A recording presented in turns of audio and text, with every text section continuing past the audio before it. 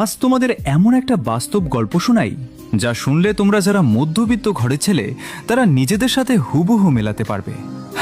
মধ্যবিত্ত ঘরে জন্ম নেওয়া মানেই ছোটবেলা থেকেই একটা কঠিন লড়াই। সব কিছুতে একটা ভয় কাজ করে।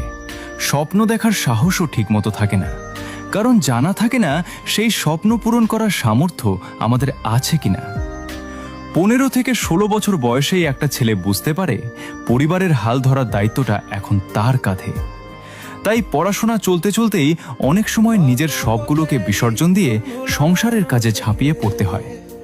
ক্যাটারিং, ডেলিভারি বা ছোটখাটো কাজ যেটাই সামনে আসে, বাবার পাশে দাঁড়ানোর জন্য সেটাই করতে হয়।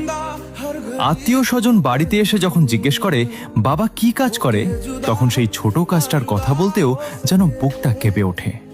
কারণ সমাজ তো শুধু সফলতাকে চেনে, সংগ্রামের মূল্য কেউ দিতে চায় না। অনেক সময় রাত্রে ঘুমের মধ্যেও শান্তি পাওয়া যায় না।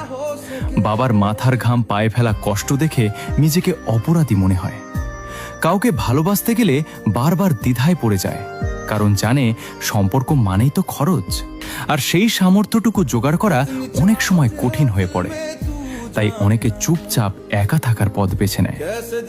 কিন্তু বিশ্বাস করো, মধ্যবিত্ত ঘরের ছেলেরাই সবচেয়ে বেশি স্ট্রং হয়, কারণ তারা খুব ভালো করে জানে